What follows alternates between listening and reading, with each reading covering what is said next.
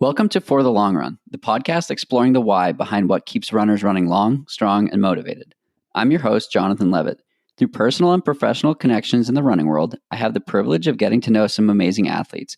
I've always been fascinated by the psychological aspect of running, and this podcast is aimed at exploring this and much more. I hope you enjoy. This podcast is brought to you by BOCO Gear, a Boulder-based custom headwear company named after Boulder, Colorado. BOCO Gear was founded by Kay Martin and born out of her learnings during her more than 25-year career in the outdoor industry. If you've been running trail or ultra races for the last few years, there's a pretty high chance you own a BOCO hat or two. I have almost a dozen of the hats, and they're definitely my favorite headwear. And early in the pandemic, they even started producing high-quality face masks. Check them out at bocogear.com. That's BOCO gear.com. And there's a style for everyone. Make sure to grab 20% off any non-sale item with the code FTLR on their website. Welcome back. I have Caroline Burckle on the podcast today. Caroline, thanks so much for taking some time to chat. Yes, thank you. We finally made it happen. It's been a hot minute, but here we are. COVID be damned. Yes. So first question, who is Caroline? Oh, wow. And I've been, I've started asking this question and thinking about this conversation. I was like, I'm so excited to ask Caroline this question. It's funny. Amelia warned me. She said, Jonathan has some really good brain busters, so you better be ready. And I was like, I don't know what that means, but I guess I'll be ready for it. You asked that question, and it's interesting because just the other day I was asked the same question. And my first impulse is that I don't have a definition for myself, is that I don't like to be defined or put into boxes of anything that I would like. Anything I say feels like I'm just saying it because I feel like I have to, right?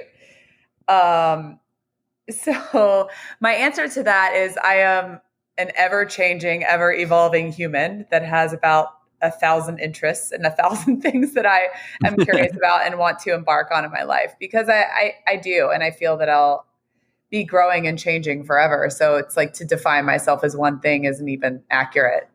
It's not the answer you want, I'm sure. No, I'm sure we'll chat through a handful of those things. So we'll back up, and I love the story of how we got connected. It was a warm day in Northern California in 2016, I believe, and you and Amelia Boone. I think Amelia was wearing a lion suit. Is that accurate? She had I think she's Simba, right? Right. And what was I doing? I was there think with you were just hanging out with Simba. Yeah, exactly. With Simba, I was hanging out. Yeah. I wasn't running at the time. I think I was recovering from my first broken heel, maybe. I don't even remember. That was before. Yeah, this was 2016. And then I go running by with my taco socks on. and apparently the story goes, you said something along the lines of like, I think I know that guy and I follow him on Instagram. I don't know, something like that. We got to talking about, or I actually hadn't met Amelia yet. That's what it was. And we all somehow connected afterwards, thanks to Amelia and David talking about rest day brags. And we're the three best friends that anyone could have ever since. Yeah, we started Rest Day Brags, I remember, and I totally fell off the bandwagon with it because I was going through a lot of stuff that I didn't even know how to express. But it was a really cool synergy. I met Amelia actually at a Mind Body Green conference ages ago, and we became friends through that and stayed in touch. Had a lot of similarities and a lot of mutual friends. So we became close. And then I went to that race and I met you. And I remember I also did some ridiculous obstacle course at that race. Do you remember that? It was like the fun and games at the end of it or something. And we did the bus ride was a pretty wild obstacle. Well, I don't remember what it was, but it was like me, Hunter, Rory. Because I'm Rory trying to was there, think. or am I thinking of a At different the race? so this was the North Face 50. So I'm not I'm Maybe not I'm I don't thinking of remember a different any race, but you obstacles. were there for sure. But we did this like funky thing at the end. I don't. It wasn't a sanctioned race. It was like some stupid little, not stupid. It was just some hilarious, funny prank thing that we did, and we had to like run with like bells and whistles on, and like eat a bunch of donuts, and then run again. And it was like in between the racing, and we were just over in the corner playing these games. So I think you may have been running. And we were not. So, but anyway, that's neither here nor there. The bottom line is that we all became friends, and swimmer and two runners, which is a unique combination, but also have a lot of similarities between the sports. So For sure. Well, I'm gonna have to find what that race was because that sounds fun. But I forget so too. we originally connected around Rest Day Brags, and you were going through a period of your life where um, you were finding a lot of value and fulfillment in like sharing your struggle with rest. So, do you want to sort of set the stage with? Um, so you were recently on Rich Roll's podcast, and you talked about your experience at the 2012 Olympics, and um, a line that you said really resonated. You said you felt like that was the start of your life um, after the Olympics. So Yeah. what did that journey look like? You know, in the days, weeks, and few years after 2012. Well, so you're referring to, because I went to 2008 Olympics, but I went to my brother's 2012 Olympics, and that felt, I mean, that Right, was a right, right, whole, yeah, that was a whole emotional experience as well, just being a spectator at a sport that you just retired from, which was really, really right. difficult, obviously. Uh, yeah, I felt like my life began when I ended sport, which is really interesting because I really loved my life during sport as well in so many ways. Um, but I was a very resilient athlete, even though I was a very sensitive athlete. So, you know, I couldn't overtrain a lot when I was swimming. Like I would get very broken down all of the time. I had a really difficult time recovering, and nothing ever really made sense to me as to why for so long. And then I retired, and I just kept charging. It was like I was running and you know, trying to find my identity and work through so much trauma that I had gone through and so many different experiences that I just didn't stop. And not only did I not stop, I wasn't nourishing myself properly, and I ended up just injury after injury after injury when I retired swimming. So I didn't even really have any injuries when I was swimming. I was, you know, resilient enough to push through. But I think when it got to a certain point when my body finally told me you need to stop. And it was a very, very, very tough relationship with that, because in my mind that meant that I was an absolute failure. You know, stopping and actually not achieving anything and not curating the most perfect experience and the most accomplished, you know, situation was just a total failure in my mind. I wasn't worth a damn thing. And so rest to me meant that I was lazy. It meant that I wasn't focused or driven or, you know, accomplishing really anything. And so I had a really hell of a time with it. And I mean, it ebbed and flowed. I had a lot of issues with it at the beginning because I would rest and not rest long enough, um, and end up injuring myself again.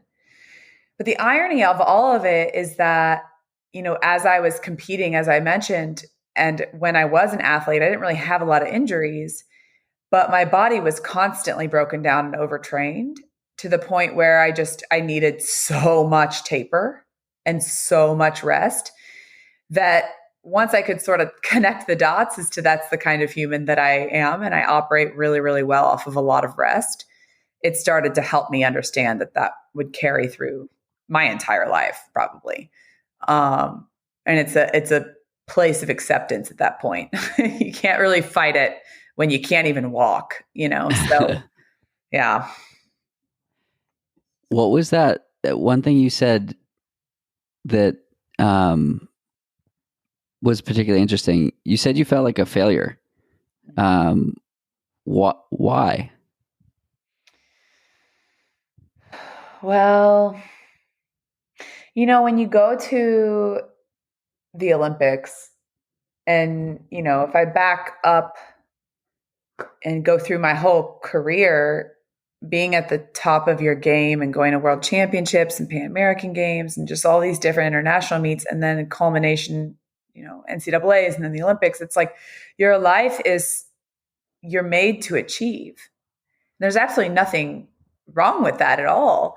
Hell, I want to achieve my whole life, but my identity was so wrapped up in it that I was so attached. It was an unhealthy attachment instead of instead of a healthy pursuit. Were you satisfied? Yeah. Were you satisfied at any point along the way, or was it simply the goalposts were always moving and always just right in front of your nose? I was for sure satisfied. Actually, my proudest moment was NCAA's my senior year when I broke Janet Evans' 18-year-old American record, and I was, not even tired at the end. And I'll never forget that race because I'm like, why the hell can I just have that? Like, why am I not tired? Because I'm tired. I was dog tired at every other race I've ever done well. And so it's like, why? I had so much more left in the tank. But I think that was sort of the sign that the Olympics a couple months after, and trials and stuff were going to be really successful. Because I had more left in the tank. But I was really proud of myself there. I think, though, upon reflecting, if I could have learned anything else during my athletic career, it would have been, how can I achieve for internal validation versus just achieving to make sure that I was doing what I needed to do externally. Which is interesting because I didn't really need a lot of praise or anything. It was just that I needed in my mind, being accepted and being loved for my achievements was the ultimate success. So it goes a little deeper for me. Like, I kind of had an abstract relationship with it. It wasn't like the medals and the winning and blah, blah, blah. It was like, if I succeed, I will be loved more. And if I succeed, I will please somebody and they'll love me more and I will make them happy. And, if I could change anything, that's probably no regrets, but so many lessons. But if I could change anything, it would probably just be understanding that internal validation that I definitely had, but that I was sort of pushing down. I think that's fascinating. It allowed you to achieve so much. And I think that there are these motivations that once you figure out how to pull on the right strings, anything becomes possible. You could do anything back then. You could do anything now, because I think what motivates you now, and healthy habits and healthy routines that allow you to stay healthy and happy, more importantly. And it's just fascinating to see just how much those evolve. A question that I've started to ask pretty frequently with a lot of current professional athletes or Olympic level athletes is, fast forward 5 to 10 years, and what are you really proud of? And what's been fascinating to ask to hear these athletes say, pretty much 90% of the time, there's no tangible outcome. It's an experience, or it's I'm pursuing excellence and I've gotten better, or it's I laid the foundation for a team environment that's thriving now. So I'm less interested in the Caroline of the 2010s and what she would have said if I had asked that question then. let's fast forward to 2021 and fast forward again 5-10 years. What would you be really proud of in 5 to 10 years? Of myself right now? Yes.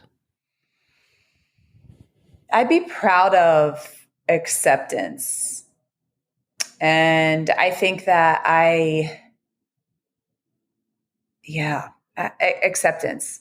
I've resisted for so long to love the sport that gave me so much. I've resisted so much about it. I've resisted, succeeding. I've resisted being called an Olympian. I've resisted feeling proud of myself. I've resisted the things that I wanted so badly and the things that I craved to receive, which would be, approval and pleasing and all these things, are the things that I also pushed away, which is the most interesting part about it, is that I often think that the things that we want the most are also the things we're the most terrified of. And so I think that I really, really wanted this feeling of acceptance in my life and to feel seen for who I am as a human, even though I was succeeding in sport. And so I'm just proud of acceptance now, of acceptance of the way that I am as a human being, the way that I competed, the way that I operate into this world, that I don't have to fit another mold in order to be successful, that I don't have to do things in order to be loved. I can just simply be myself. I could go down that rabbit hole forever, because there's so much power in thinking back to like 17-year-old Caroline, 18-year-old Caroline, 19-year-old Caroline, and how badly I just wanted to be loved for me. But I thought that if I achieved, I would be loved, So it's like this tough way of thinking here.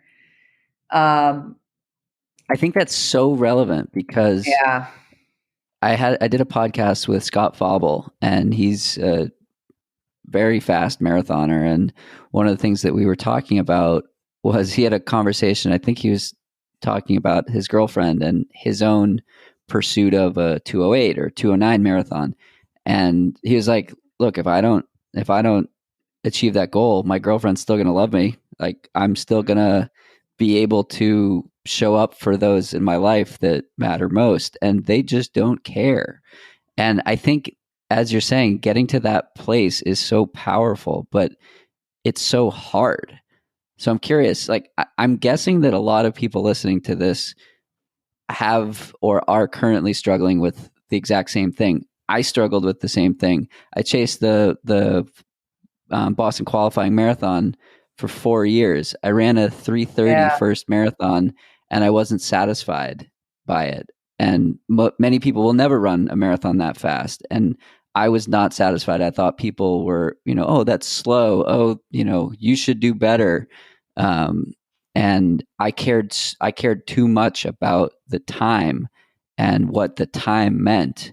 And I couldn't actually achieve the time that I wanted to until I stopped caring about the time. Mm. And your story, by the way, is just so powerful, and seeing everything that you've done in order to achieve that, and also watch you from my shoes, go through injuries and different struggles, and just seeing yourself go through this experience. It is powerful to watch it on the outside and see the resilience and see the depth of understanding yourself. And like, look, a lot of athletes will come to me and say, how do I overcome this? Or how do I do this? How do I prevent this from happening? Or how do I love myself more of this? Or how do I do this? And first of all, there's no one size fits all answer for each individual. But the interesting thing about our brains and our bodies are that we already know, like we already know deep within us what the answers are. We're not listening enough, or we're trying to dissect and analyze instead of tune in and utilize. And I think, it comes to a point where when asked those questions, or like, how can I become a better, person for myself? And how can I just like understand that at the end of the day, it's just so that I can love myself.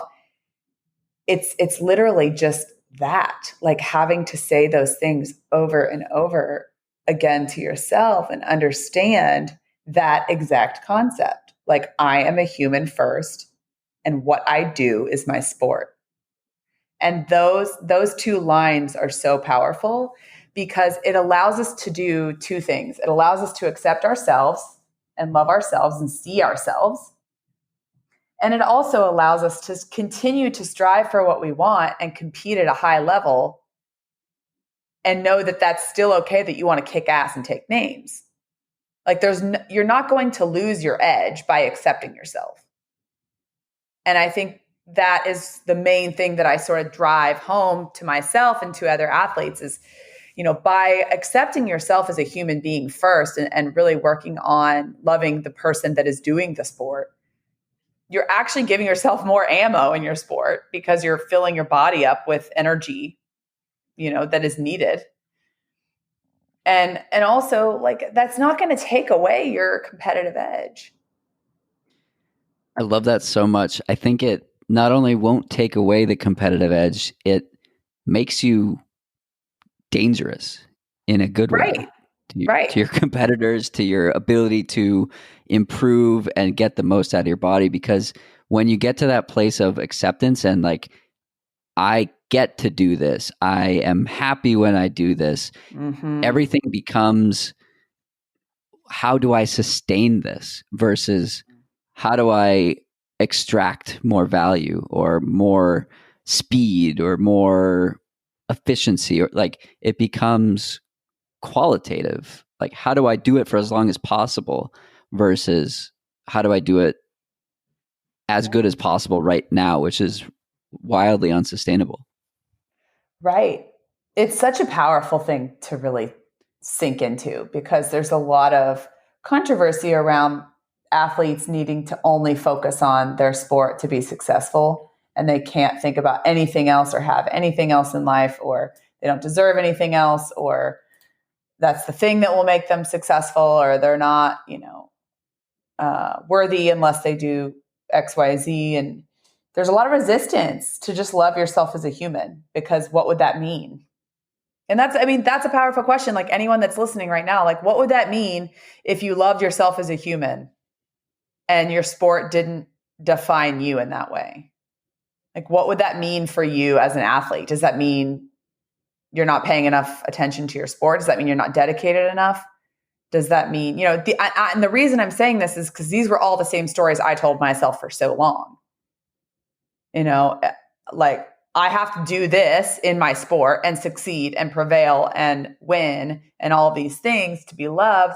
Because if I just like love myself as a person, and if I don't have this, then I'm absolutely worthless. I'm not going to succeed. Like, that's not success.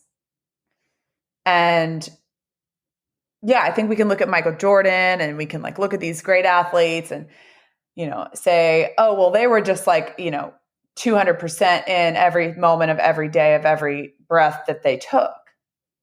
And the answer is for sure, right? And also look at what they're talking about now. This exact conversation, to where I think I could have had a little more of an awareness on who I was as a person, and also achieve what I achieved. Like, both are possible. It's not an either or thing. It's an and. Like, both things are possible. It doesn't take away from it. It's just the matter of what you're shining your flashlight on in that moment. Like, what are you focusing on? Can you turn it on and off, and learn those skills? And that is the beauty of how powerful our brains and our bodies are. I love that. I think that it comes down to goals and success and the definition of success, which definitely evolves. It's another one I've started asking more. You've sort of alluded to it and talked about it a bit, but I'm going to ask a little more directly. What does success mean to you today in 2021? That's a fantastic question. Today in 2021, I think I've had to reevaluate. Just surviving. Yeah. I was to say, today in 2021, my answer for that is drastically maybe different than I would have ever even imagined. But that's important to consider too. Totally. Exactly. and how, again, going back to what I said at the beginning, it's like the evolution, right? Like I'm a million different versions of myself. Like, you're going to have different versions of yourself, but what's the thread that goes through all of them that you can work on and improve and strengthen? Honestly, success to me now is staying with something. So I've spent my life running around. And yes, I've built a business. Yes, I've done that for 5 years so far. It's been wonderful with my business partner and our team. That's been the steadiest thing I've had since swimming. I moved 8 times. I've lived in all these different locations. I did a million different things to my body. I kept chasing the same patternings with, different relationships and friendships and all these things. And I just was running from everything. I couldn't sit still because I didn't want to face the things that I was working on. And so now to me, success is sticking with whatever I'm doing and pursuing it to its fullest, like seeing it through and not running, because running is very, very, very comfortable for me. Like I am very safe when I just, it's time to go. Got to leave. Like, do you know how many times I've wanted to move from LA in the past 4 years? A million. But I told myself that I was going to stay put in this damn place until further notice, because I cannot keep thinking the grass is greener. And that's been something for me that success means, and important to note that our internal work can either be staying with something or making a change. So examples are, if you have somebody that is, prone to running from every situation and just like, I got to get out of here. I got to be done with this. Like next, like nothing's ever enough. I think the work there is to stay with something and see it through and see what happens. That's the internal work. And then if you have somebody that's stuck and has been doing the exact same thing over and over for 10, 15 years, their work is to up and do something uncomfortable, which would be getting out of that comfort zone. So I don't know if that answers the question. But... No, it does. And it's so fascinating that just how much it's changed over time. I'm sure if I asked you this question 15 years ago, it would have been wildly different. And that's growth, and that's what we want. Personally, it's been a pleasure and an honor to watch your own growth. I know, we only met 4 years ago at this point, but I feel like you've lived 10 lives since then in a good way, and have become this new person that has all these skills and lessons that you're literally passing them on to other people. And it's now your job to do that and facilitate the mentorship of youth athletes. So where did Rise come from? And first, what is Rise for those who don't know? We'll start from there. Yeah. Well, before I say anything else, I do want to say that I couldn't have ever done any of these. I've leaned on really beautiful people for help. And that's been something that has been extremely sturdy for my confidence and for moving forward, no matter how difficult and dark it got in those times. Because it's gotten pretty dark since I retired swimming. So I just want to say that, because you're never alone, and 10 lives is, 5 people per life that have sat there and held you cry and different things. So, but yeah, so back to your question on Rise, we started it in 2015, like late 14, early 15. And, I graduated from graduate school in Knoxville, Tennessee for sports psychology. This was like one of my 6 paths after swimming that finally, I knew. I like this one a lot. Yeah, this one was good. And Rebecca Soni, my business partner and friend, she's an 8-time gold medalist and fantastic human, calls me up and says, hey, we had been in communication the whole time, just trying to figure our lives out after we were done swimming.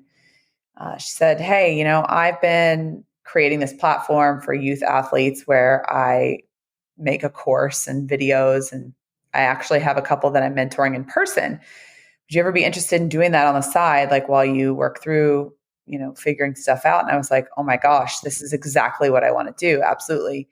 And so a couple more conversations later, her and I started Rise Athletes, which is a mentorship platform for youth athletes led by Olympic and professional athletes. So it's all online.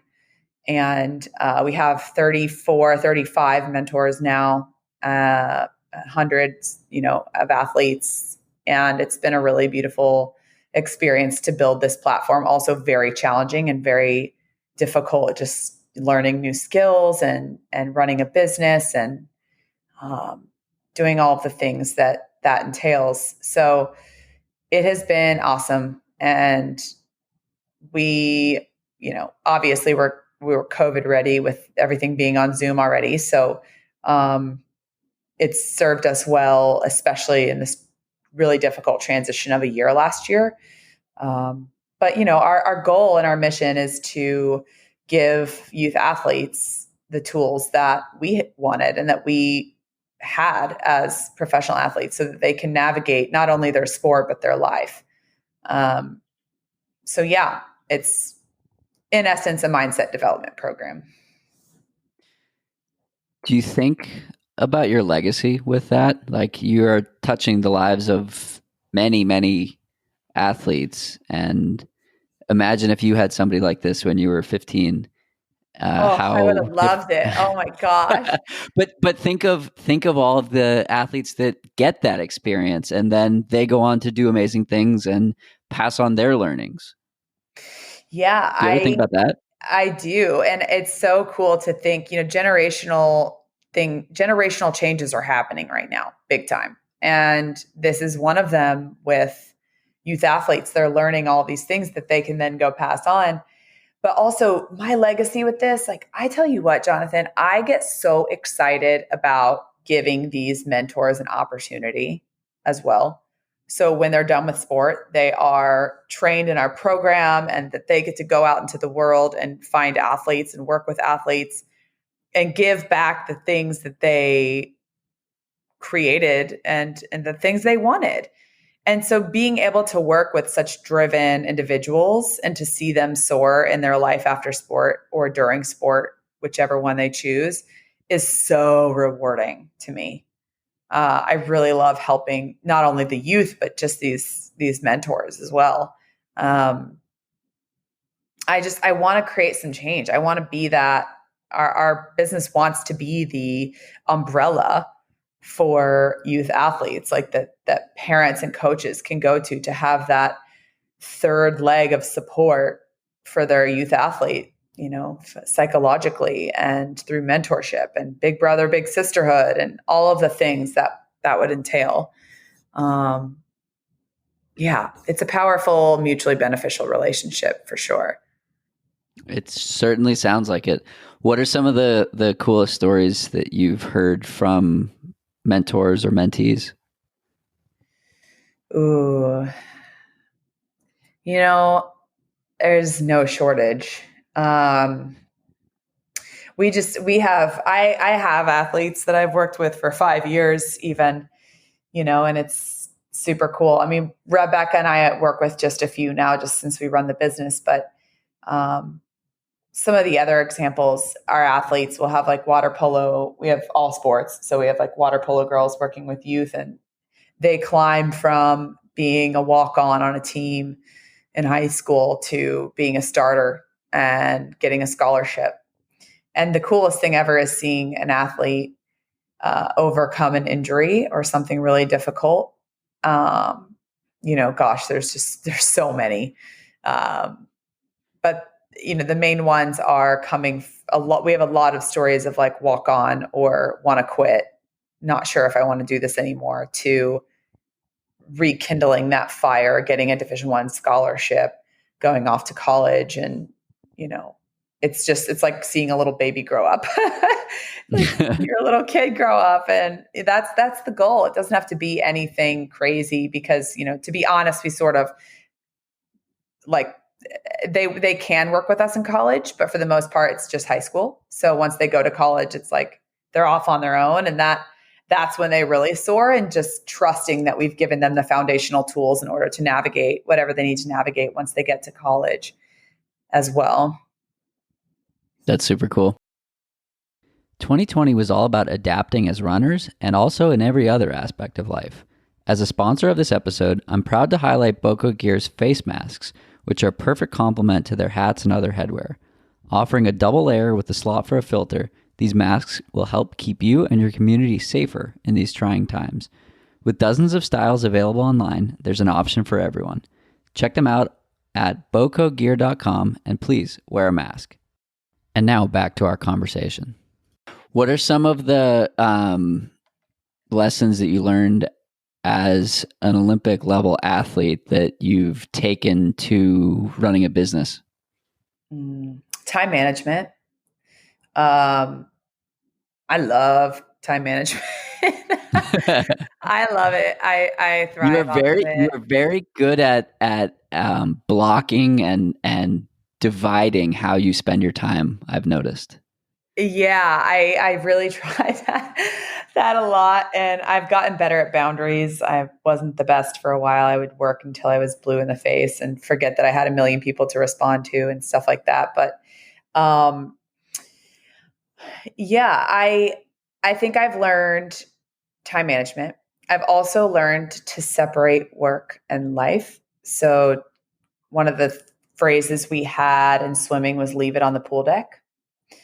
So, leave whatever it was on the pool deck sort of meant bad practice, leave it there. Like, you can process it, but don't take it everywhere with you for the next 24 hours. Like, leave it on the pool deck, come back to it and do better next time and learn what you've learned and process it, in that way. But that's really helped. So I can balance like tough work day. Okay, what do I need to do to transition? Go on a 30-minute walk, come home, make some art, and pick back up, So I used to dwell and rip my hair out and chew my nails. And it's like, at the end of the day, that's not doing anything.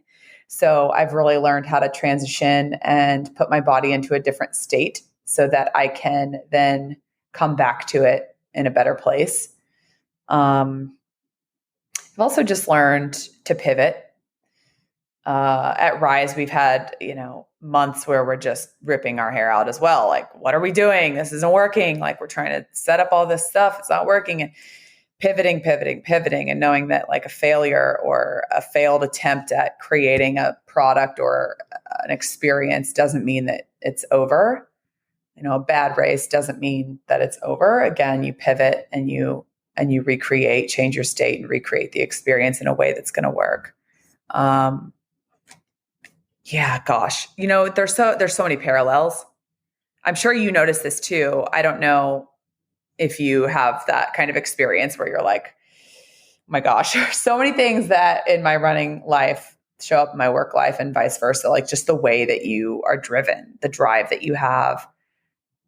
It's just, there's so many parallels between athletes and employees and workers. Yeah, no, totally.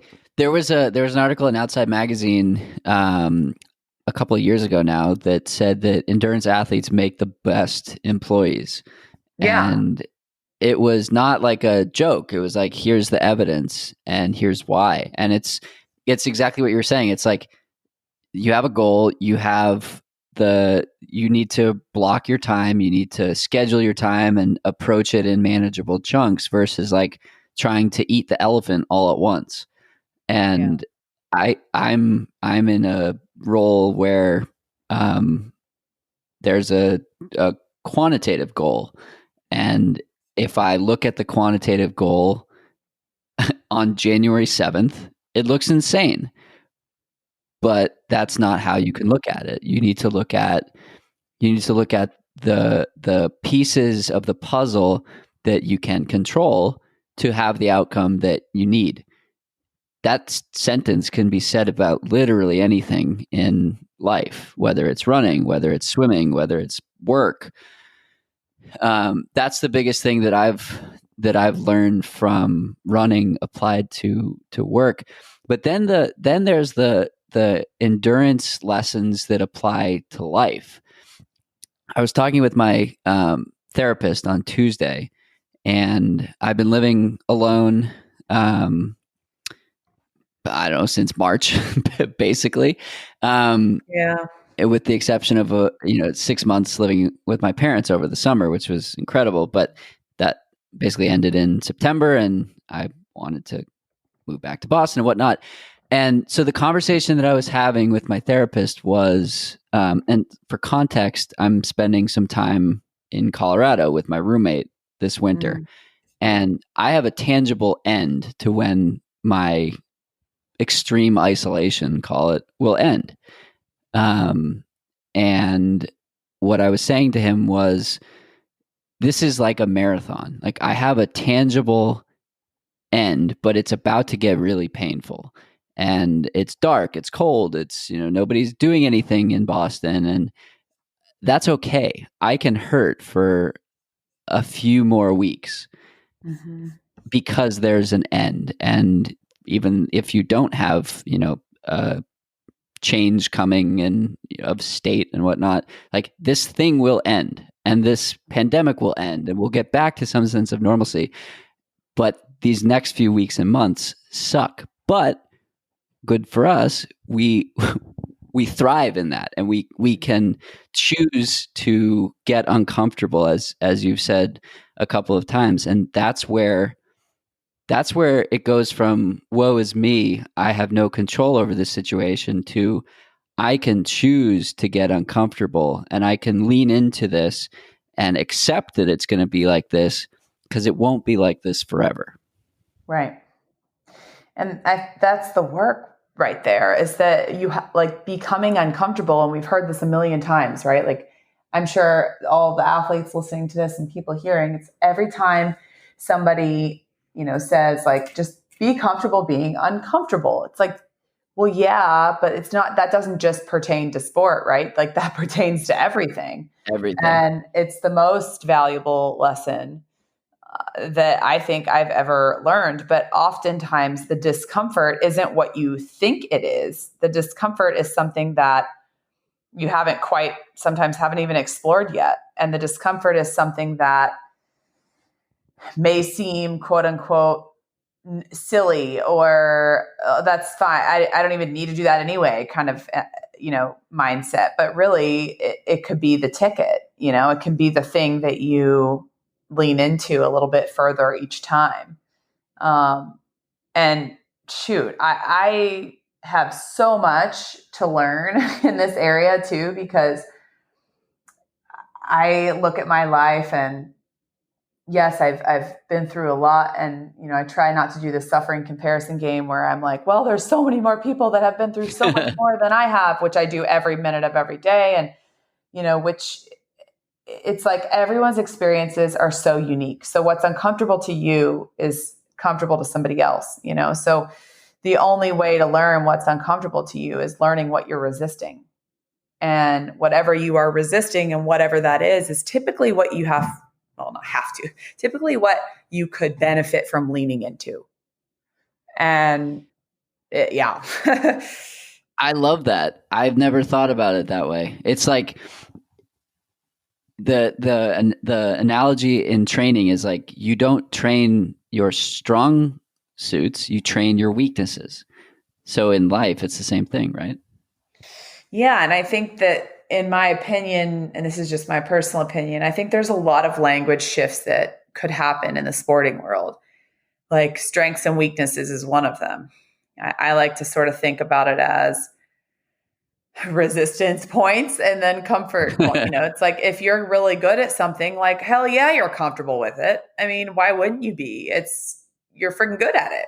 And so if you can shift language is huge. Language is something we learn at a young age, that our brains and our bodies adapt to, literally on a physical and visceral and emotional, psychological level. Like, our bodies adapt to how language is spoken to us in words. And so if I were to say right now, what are your weaknesses versus what are you resisting, I can guarantee you those two things would bring up some different things. So it's like, to me personally, what are your weaknesses? That's like a category that we can list off easily and be like, okay, well, I'm not good at math. I'm not really good at running. I'm not like the best at, like, maybe I'm not the best at listening, or like, like we can all rattle off like different qualities and characteristics, but what are you resisting allows us to dig a little bit deeper and figure out what is it that we are literally gripping so hard that we're not allowing any sort of change in. We're not leaning into at all. We're running away from, which goes back to what I was saying earlier, that which I resisted, I was just running from instead of sitting with and diving into it and being like, okay, I'm going to befriend this resistance. Because if you've ever read The War of Art or, any Stephen Pressfield books, like, oh my God, like you have to, like, it's so eye-opening. You're just like, oh my God, like I didn't even think of it this way, yeah. So what are you comfortable with right now?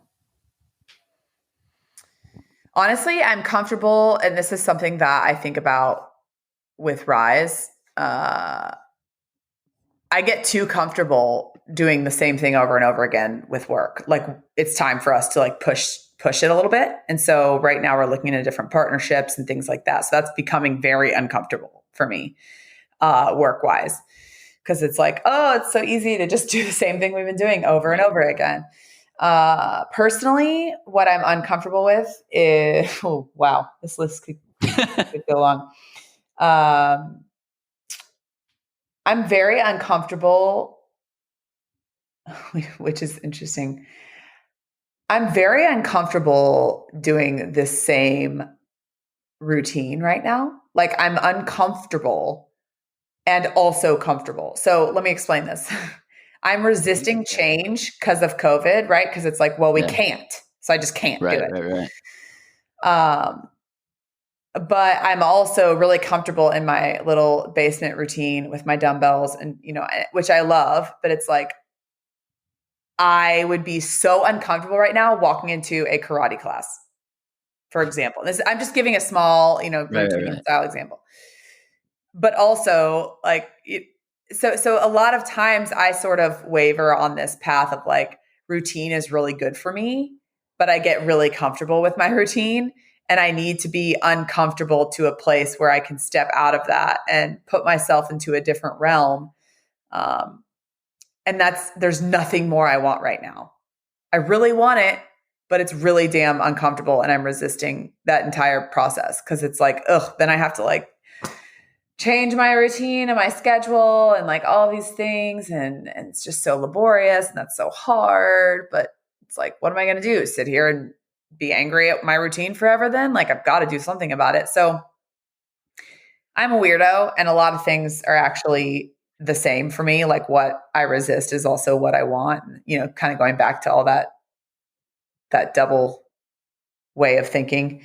Yeah, I have a very abstract mind with things, but that would be my biggest piece of resistance right now, is just, right in the present moment with our state of things in our world, is this routine concept. And like, how do I break this rut, but also I'm really damn comfortable in it. I feel the exact same way. Like, I have taken a fairly cautious approach in the last year, and it feels safe. It is safe. And it's also the routine that's giving me discomfort. And like, I'm limiting what I'm doing, and I'm limiting the things that I enjoy because I don't deem them as safe. And the CDC doesn't deem them as safe, I guess. Exactly. So, but that's an easy thing to fall back on. And there are plenty of people taking risks. And so where's the boundary with safe risks? I don't know. I'm not a public health expert, but Right. I don't know what the answer there is. And like you, I've fallen into this routine that I wish I could change, and I guess I'm going to change it. But yeah, for the last many months, it's been the same day in and day out that I like, but I don't love. Well, don't you think that so obviously the whole, like, when the pandemic is over line is just not even, it's just a waste of time to even say, right? Because Right. we can't predict it. But let's say when life shifts, okay, we'll just call it that. When life shifts again, whenever that is, there's going to be a large amount of people, and there will be a lot of people that are thrown off by this shift because we've gotten so comfortable in our own routines. And so this just goes back to one of the lessons that I was explaining about what I learned from swimming and what I've applied to Rise and what I've applied to my life in general is the ability to pivot. You know, at the beginning of the pandemic, it was really weird for like a couple weeks, but people pivoted like mothers. It was right there. Go for it. Like everybody was pivoting right away. Like, boom, this is life, at home workouts, can't do this. Like, got to order my groceries online. You know, like you just pivot. Like pivoting was powerful. And I would bank to say that a lot of people listening to this podcast as well, like athletes, et cetera, handled quarantine like a champion. I mean, every athlete that I talked to was like, this is amazing because it's a controlled environment. I know how to change and pivot. I know how to deal with shit. I know how to work through things that are really difficult. I know how to handle things when it doesn't go my way. You know, I know how to come back from a failure, quote unquote, all these things that they're probably pretty used to. And I heard a lot of athletes say that, like, yes, it sucked for a lot of reasons, for obvious reasons, let's be honest. But for the most part, you know, we knew how to handle obstacles. Like you just know what to do. It's like, okay, what's plan B? Boom, let's do it. Let's get to it.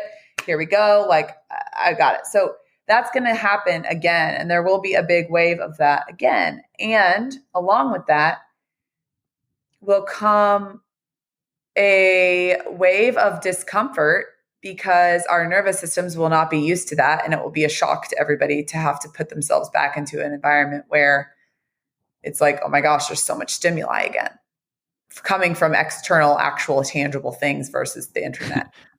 I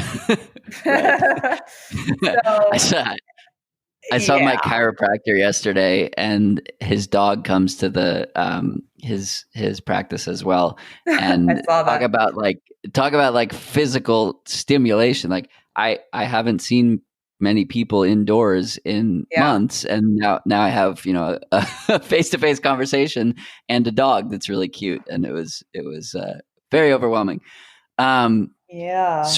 Switching gears a little bit. Did you train today? I did. I swam this morning, actually. Why did you get in the pool? Because there was an open lane finally, and I was so excited. It's like the COVID protocols, like you reserve the lane, the whole deal. And it's like, I'm sort of a little bit not used to that. Like I'm just used to going into a pool and it being like available to train. And so I went because of that. And honestly, we swim Tuesday, Thursdays, but the ocean's pretty dirty right now because there was a really big rain. So we've been staying out of it. And for psychological reasons, if I would have done any other land activity today, my body would probably have broken by noon. I was so done. Like I needed the water therapy and the fluidity of the water so badly. It really, really helps me recover. Yeah, this was one thing we talked about a couple of years ago. And you convinced me to get into the pool. Yes. And it was just so good. And you were writing workouts, and I went from not being able to swim a length without stopping to like besting my mile time in like 3 months or something like that. You see, that's pretty impressive because for a retired swimmer to swim a mile is like a lot. You're like, whoo, yeah, got the whole mile in. And like, I'll talk to Amelia or you or, and you guys are like, yeah, I just did a mile and a half. And I'm like, oh my God, like I don't even do a mile and a half. And so it's like pretty impressive. But I am a firm believer that everybody should swim or at least put themselves into water. Water displacement is very important. Running in the water, like, floating, all of those things are very, very important to recovery. And I stand by them 100%. You float by them. Float right by them. So your answer to the question of did you train today was essentially yes, because you were grateful. Is how I interpreted it. Is gratitude something you practice intentionally? I do. I used to do morning gratitude every morning. I had a Right. I do remember that. yeah. And I was very abstract with it and I loved it. And then I had a really difficult time. I had a really difficult time actually after my concussion. And I stopped doing it and I started sketching instead because I was having a difficult time writing. I actually really had a pretty gnarly blow to the skull. And it like damaged some nerves for a while. So I was having a really difficult time writing and formulating sentences. So I took a leave of absence from work and stopped and I started sketching instead and kind of got back to my roots. And in that moment, I started practicing gratitude more through doing things with my hands. Like I would think about things that I was grateful for while I was sketching, or I would. It was interesting. I had a different way of doing it. I'm very much a feeler, and I do things by kinesthetic relationship to something. So I would just sort of practice my gratitude daily through that, and walking meditation and yoga flows and sketching and drawing and things like that really brought me back to a ventral place to where I could see that versus just writing it down and then being done with it. And it was a different way of doing it. So to answer your question, yes, I do. Just a different method of doing it than what I used to just write down my list, which is still really powerful. And you got Amelia onto that now as Actually, well, right? she got me onto it. Yeah, she got me onto it. She sent it to me and said, hey, he's doing this thing. I'm starting it. So she got me onto it. Yeah, she still does it. I love reading hers every morning. Let's talk about the relationship that you guys have. It's visible on social in terms of the, I guess, gratitude that you share back and forth. I feel it as well. I feel like I've learned a ton from both of you. But talk to me about the dynamic with Amelia, who is she's been on the podcast twice, and if you're tuned into this and you haven't heard either of those episodes, one of them, episode 97, was probably definitely one of my favorite episodes. I don't remember the number of the other one, but it was January of 2020, and it was a gem. We talked about should you define happiness, and is that something worth pursuing? So just surface level stuff. But talk to me about that relationship. Yeah, so it blossomed off of just having a very similar background in life, very different, but very similar, just being endurance athletes and being women endurance athletes. Just sort of clicked as friends. We're very similar and we're also very different. So we're able to learn a lot from one another's experiences and being in different sports as well. We actually, to be quite frank, were each other's rocks through a lot of, I mean, everything, like injury and relationships and moves. And we just have a really strong communication.